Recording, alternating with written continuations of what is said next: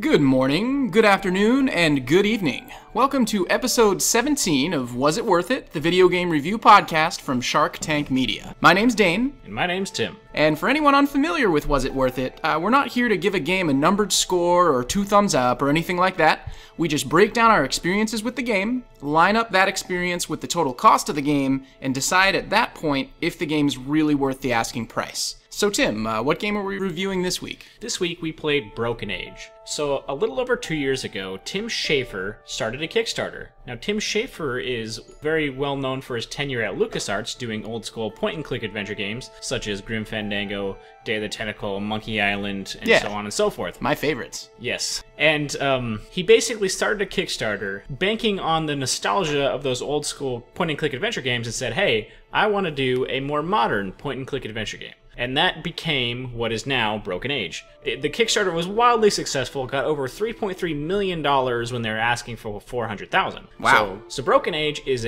pretty much a modern version of a point-and-click adventure. But it has the feel of an old-school adventure game because it was made by people who were basically the trendsetters in adventure games back in the day. For sure. The humor and the pacing, it really did feel a lot like LucasArts. Right. So in this game, it's separated into 2 different stories, and it's actually, we should say this up front, this is only the first act of the game. There is more to come that is going to be released episodically. Well, I think there's only one more part that's coming, but pay for it now for the first part, and then the second part is a free update. So basically, you're paying for the whole game, but you only get it in one half of the time. So we're not actually going to say whether the game was worth it or not, because we want to wait until the whole game is released. That being said, we do want to talk about the first act and how we feel, and then we'll do another wee-wee on it when the rest of the game is released. Definitely. And wee-wee, of course, stands for Was It Worth It? Don't get any weird ideas, guys. Yeah, that was a bit of a faux pas on my part.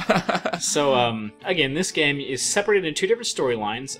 Shay, a young man who lives in a spaceship with a overbearing mother figure, I should say, of a computer. Voiced by Jennifer Hale from Mass Effect. Yes, the computer is. Shay is voiced by Elijah Wood, and I think he did the best voice acting job in the game, but we'll get to that later. Anyway, the other character is Vela, a young woman who is chosen by her village to be sacrificed to a strange, almost Lovecraftian monster, a hideous, hideous monster, and she's chosen the great honor of being sacrificed. So basically, you think, wow, these 2 stories could not be more different, but they do come together at the end, and it's pretty clever how it comes together. But yeah, I don't want to spoil too much. Yeah, might as well move into our experiences with how did the game go for you, Dane, and what did you feel? Well, I mean, I will say right now that I do have a strong bias here. We mentioned that the game is developed by Double Fine, which is owned and operated by Tim Schafer, and he's a veteran game developer who had a hand in some of my favorite games of all time. I grew up on point-and-click adventure games, but you don't really see them anymore, other than some of Telltale Games' point-and-click offerings, which are great, don't get me wrong, but still didn't quite have that same level of quality and charm as my old LucasArts and Sierra point-and-click favorites. And that's kind of the reason why they did the whole Kickstarter thing, is Tim Schafer basically said, hey, if I went to a game producer and said, I want to make this game and it's going to be a point-and-click adventure, they would balk at him, and he wouldn't get it made. Because they're not popular anymore. Exactly. They should be, but they're not. I feel like Broken Age is sort of like the result of someone going back in time and handing modern technology to the LucasArts point-and-click developers of the past. I really love the smooth, crisp art and animation. It's really fluid and it's stylized, and to be honest, it feels kind of like playing a cartoon, in my opinion. What helps Broken Age kind of achieve that feeling, that cartoon-like feeling, is the stellar voice acting. With voice talents, like we mentioned, such as Elijah Wood and Jennifer Hale, there's also Jack Black, Will Wheaton, and a multitude of others. Every single line is read really well and just brings more life into the game. And the humor is also fantastic. The entire soundtrack is professionally orchestrated, and it's really pretty sounding, and it's well composed, and it adds a lot to just sort of the immersion and the feel of the game. And I just couldn't help but have a smile on my face like the entire time I was playing it. Now, don't get me wrong, I know I just vomited rainbows at this game, but it's definitely not perfect. The puzzles really aren't that challenging. Anything that wasn't immediately figured out was eventually accomplished through trial and error. I'm also not really sure how I feel about the episodic system they've got going on, because it kind of makes things a bit anticlimactic when you go through little bits of the game, you know, now, and then you get to do it more of the game way later after you've kind of forgotten about it. Yeah, this story definitely seems like one that would have benefited by being told the whole thing at once. Yeah, I mean, thinking about how the first episode was just about, 3 or 4 hours long, but cost $25, in my opinion, that's kind of too much to ask for just those 3 or 4 hours alone, as well polished as they are. But getting future episodes, or maybe just one episode, I guess we're not sure yet, at no additional cost, if that episode, or those episodes, if it is more than one, have just as much quality put into them, like if they're each 3 to 4 hours in length, then the total value would be fantastic, in my opinion, as long as it just continues to have that same level of quality. Yeah, I can see that. But, of course, we just can't really say yet whether or not it's worth it until we get the rest of it. Exactly, yeah. So, for my experiences with the game, I'm the complete opposite of Dane, because I didn't play a single adventure game made by Tim Schafer, or LucasArts for that matter, back in the day. I did play Sierra point-and-click adventure games, but for whatever reason, I never experienced the LucasArts games. I have played Double Fine Psychonauts, which was okay, but that's a different conversation entirely. Sure. So, going into Broken Age, I didn't really have any bias one way or the other, so my expectations weren't particularly high, but they weren't particularly low either, just because of the hype of this game and Tim Schafer in general. So, that being said, one thing I do want to disagree with you on right from the get-go is that animations a lot of them were really, really choppy. Really? Yes, especially considering how low-tech this is, that shouldn't ever happen. I had several animations that were really choppy. Which ones? Almost every quote-unquote cutscene with Shay, almost entirely across the board, there was choppiness. Well, I guess there could really only be two possibilities there, one of which is that I just pay such little attention to detail, which is very likely that they were choppy for me and I just didn't notice for some reason. Right. The other being that for whatever reason, maybe that's differences in our hardware or something. When it first started happening, I actually rebooted my computer, thinking that my computer was malfunctioning, thinking a game that looks like this can't be choppy. So I rebooted my computer, picked it up again, and it was the same thing. That's bizarre. Yeah, it was interesting, and again, it could just be a hardware difference. Maybe it's optimized for a different, set of specs that you have that I don't. I don't know. Sure. That being said, that sucks. I'm sorry. It was really disappointing, but even then, something that doesn't have to do with hardware is I was disappointed in some of the animations because something as simple as mouths matching audio wasn't always there. And that's, I guess, again, I have a much higher attention to detail than you because that's just, I have to do it for my job and everything. So I don't know, maybe it's just something I noticed, but that to me was like a kick in the nuts almost. Like, that's such a simple, such a core part of animation, in my opinion, is making the audio match the video. Like, yeah, and I can definitely see how you'd feel that way even stronger, knowing how much money ended up going into the game. Right, exactly. Yeah, well, I think a lot of that money went into the voice acting, which was phenomenal. So that's the next thing I was going to get to, is the voice acting was amazing. Everything that had to do with audio in this game was fantastic.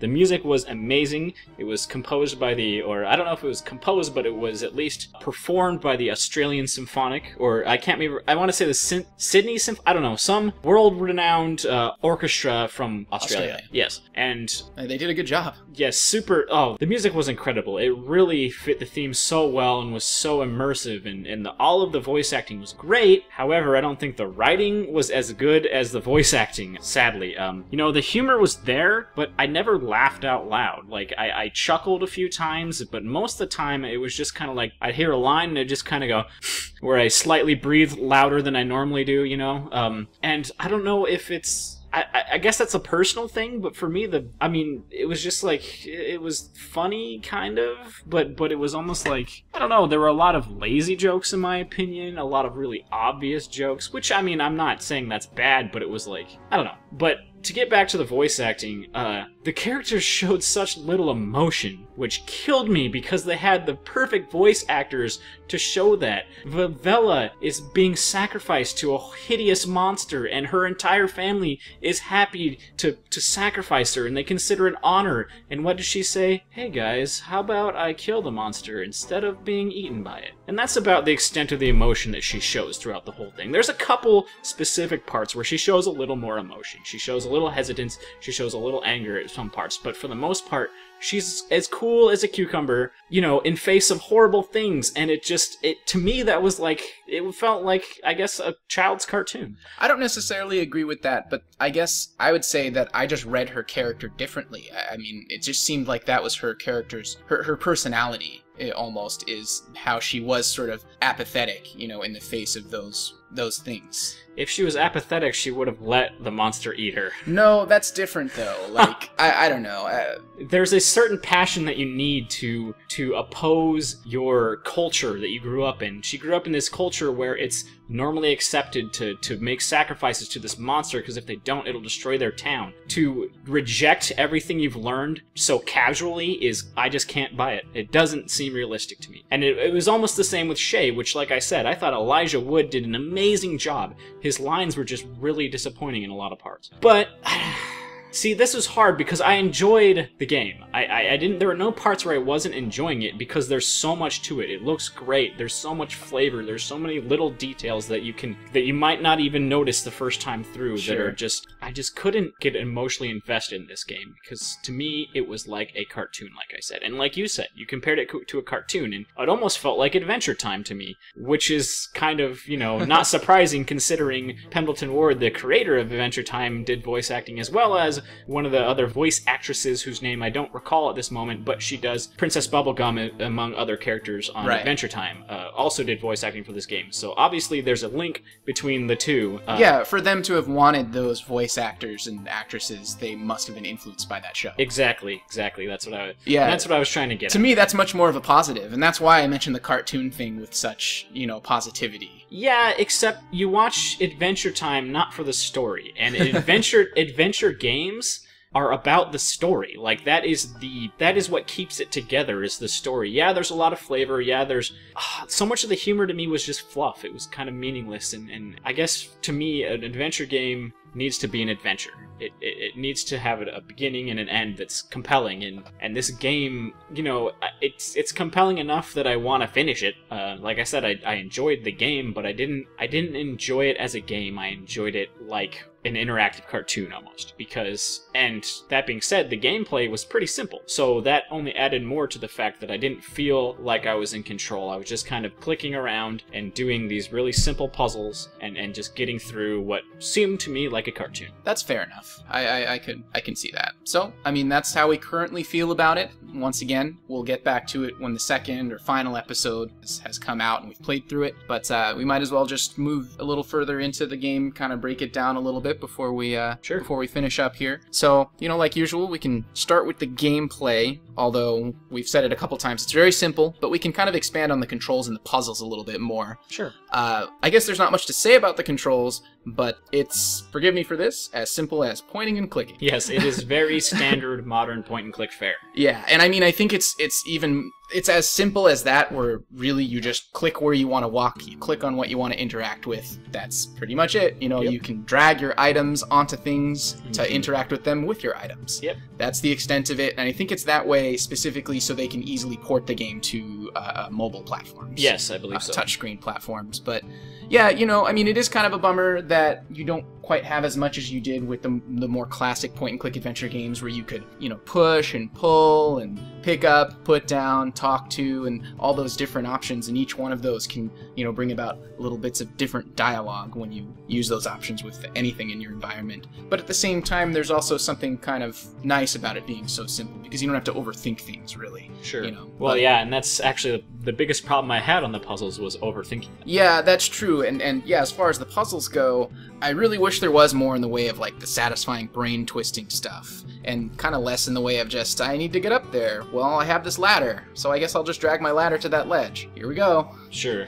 You know, like, they're not all that simple, but that's kind of it for the most part. But I think the easy puzzles would be more of a letdown if the spoken dialogue attached to almost every action wasn't entertaining to listen to. Like, you could click on the same thing 4 or 5 times and hear different lines of dialogue each time. Right. And so that was really enjoyable. It kept things varied. Sure. Yeah, I can't really think of much more to say about the controls of the puzzles, to be honest. Yeah, no, it's just as simple as that. Yeah, it's just about the experience, kind of like you said, like an interactive cartoon. I do agree with that statement. Yep. The graphics, like I mentioned earlier, I really love them. The art style's kind of simple, and you mentioned that last week, that you thought that the style looked a bit simple and you were hoping it'd grow on you. Sure. But I do like the way that the people in the environments look, especially the environments. Like, there's just a lot of really kind of unique places that the characters go. Sure. And just all of the detail in terms of like the shading and the coloring and the animation, when clouds move in the cloud area. Right. Yeah, I mean, I thought it all looked really good. And yeah, there was a lot of detail, and I think that's what made it grow on me so much, was how detailed it really was. Because when you just get a quick glance, it looks super simple. Yeah, especially like just screenshots. It actually is really, really detailed, and the world does feel alive. So, yeah. Definitely. And I mean, I played it on full screen at 1920 by 1200 resolution, and nothing looked like it was stretched too much or anything. Like, it was just gorgeous. I really liked the visual aspect of the game. The sound quality here, like we mentioned, is just top notch. Voice acting was fantastic. I agree with you. Elijah Wood did fantastic in his role as the main male character, Shay. Right. Every one of his lines are just like expertly performed. Oh yeah, brought a lot of life and character to that. There's a lot of other recognizable voices, even other than just the ones we mentioned. Like, there was that one character who also was the voice of like Invader Zim and Daggett from Angry Beavers. Yeah, Richard Horvitz, I think is his name. Yeah, I think so too. And then there were a few other characters. One was she was, I don't remember her name, but she was Blossom from Powerpuff Girls, and a lot of other pretty. Oh, Tara Strong, was she in this? Was that Tara Strong? I think she was Bubbles. Wasn't she? No, you're right. She was Bubbles. Yeah, I don't think Tara Strong was in this, but there were similar voices to hers. Yeah, that's true. Specifically in the role of little like young male characters. Yeah, exactly. Yeah, kind of sounded like Rugrats. Yeah. And I'm also actually really excited to see what other celebrity talent they bring in for the next episode. I'm sure there will be other people, that have yet to... Possibly. The way the game set it up, it almost seems like... Well, I don't want to spoil it. Yeah, so, and I might as well admit here that I didn't actually finish both stories. That kind of makes sense. Pretty far in both stories, but I didn't finish either. Yeah, I guess... Well, you'll see what I mean when you do finish it eventually. In terms of what? What I said about hoping that there's more voice actors? Yeah. I see. So it seems like it'll just focus around the same areas and same people. It seems that way, but I won't say why. Okay. And the story itself, I mean, it's enjoyable enough so far. It's pretty simple so far in my experience. Yeah. You did mention something about a lot of red herrings or something like that? Yeah, there's a lot of misdirection in the... They want you to be guessing how the two stories interact, and there's a lot of red herrings of, they make you think, oh, maybe this is that, maybe this is that, and then how they do come together is clever, but I don't know, the story was kind of a little shallow for me, but it got the job done so far. That's what I was saying. I have to see the end. That's because right now I'm teetering on the edge of whether or not it's actually worth it, because it's kind of short as it is, but I did enjoy it. The story will really have to come together and be good for me to really say it was worth it. Well, I mean, I don't know. I guess the story just has to not be horrible for me to say it was worth it, I should say. Sure. Because there was a lot of quality in other areas of the game. A lot of quality. Yes, for sure. I'm excited to see where it goes, too. So, yeah, that's that for Broken Age Episode 1. Now, what are we playing next week? South Park: The Stick of Truth. Now, this is going to be our first real AAA title, because Strider, while it had a lot of Capcom's hand in it, it was still only $15, and it was still kind of, made by a smaller studio for the most part. Stick of Truth is what? Ubisoft, and, or maybe they're publishing it. It's Obsidian. Obsidian, yeah, and they've made a lot of sort of other titles that were in already established series, like Fallout New Vegas. Sure. Knights of the Old Republic 2, right? Yes, and they also did Alpha Protocol, which was based off of the Mass Effect 1 engine. Oh, okay. Yeah, so... I'd actually be interested in that. I've never heard of that game for some reason. Really? But yeah, anyway, Stick of Truth. I'm like one of the biggest South Park fans in the world, so I have been dying to play this game for a long time. I know that might have sounded like an exaggeration, but it's really not. Like, he'll be sitting here watching South Park commentaries that he's already watched. Well, yeah, I mean, I started watching South Park when it was in Season 1, when I was like 11 years old or whatever. Couldn't let your parents find out? 10 years old, exactly. I couldn't. I did the same thing. I remember sneaking out on, it was like Wednesdays at 10 p.m. or something, and I remember sneaking out of my room room and putting it on when I had school in the morning and just like watching it really quietly with the volume low, and my mom would come out and turn it off real quick and run back to bed. Yeah, and I just never stopped. I've seen every episode, probably every single one multiple times. But anyway, that being said, it's our first $60 game, and I think that's what I'm most excited about, is doing a game that's more than... So far, we haven't done more than $25. So, Really? Broken Yeah, Age I guess and Banner Saga, and I think those are the two games that have those are been the the two most. most expensive games. Yeah. So yeah, this is going to be more than twice as expensive as those. Exactly. So yeah, I'm really, really excited to play this game and review it. Same here. All right, well, per usual, like if you like, dislike if you dislike, on YouTube, of course. Yes. Leave comments. Let us know if you have any suggestions or if there's anything you want to say to us. If you want to tell us how much we suck, we want to hear it. So. Or let us know what you thought of Broken Age. Yeah, that too. All right, well, you guys have a good day. SharkTank.com with the C.